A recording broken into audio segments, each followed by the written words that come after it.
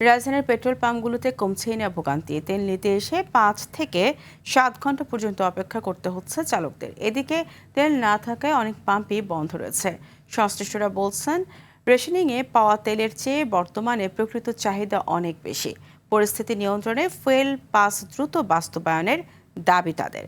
সর্দার রাজীবের রিপোর্টে থাকছে বিস্তারিত। শাহবাগের মেঘনা মডেল সার্ভিস স্টেশন। ভিআইপি পরিচয়ে তেল নেওয়া চালকদের সাথে সাধারণ চালকদের চলছে তীব্র বাগবিতণ্ডা। ক্লিপ না, আমাকে রেজিস্টার করা আছে ভাই। তাহলে আপনি লাইনে দাঁড়ান, সিরিয়ালে দাঁড়ান। রেজিস্ট্রেশন আমার টাকা করা আছে, এনারও আছে, সবার আছে।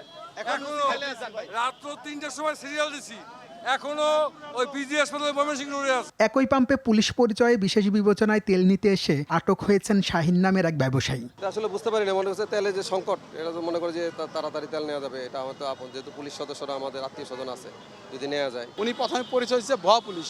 আমরা এখন থানায় নিয়ে যাব, যাচাই বাছাই করব, আর মানসিক রোগী হইলে সিনিয়র স্যারদের সাথে কথা বলে ব্যবস্থা নেওয়া হবে। পাম্পে যখন চলছে এই অস্থিরতা, তখন তেল পেতে কাঠফাটা রোদে বাইরে ঘন্টার পর ঘন্টা লাইনে দাঁড়িয়ে অসহায় চালকরা। অনেকে দুর্নীতিভাবে মনে করেন অবৈধভাবে ঢুকতেছে, 100 টাকা 200 টাকা দিয়ে দিলে ওরা তেল দিয়ে দেয়। আর আমরা সকালে 6টা থেকে লাইন ধরছি, আমরা তেল পাচ্ছি না।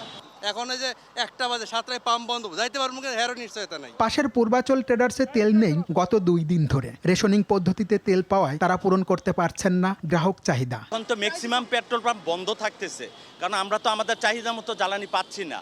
2 দিন 3 দিন পর পর দিতেছে, যেমন আমাকে আজকে 4 দিন পরে আগামী দিন দিবে। রমনা পেট্রোল পাম্পে তেল নিতে আসা গাড়ির লম্বা সারি। দীর্ঘ অপেক্ষার পর তেল পেয়ে চালকদের চোখে মুখেও আনন্দের ছাপ। দীর্ঘক্ষণ লাইনে দাঁড়িয়ে থেকে তেল পেয়েছি, এটাই আনন্দের।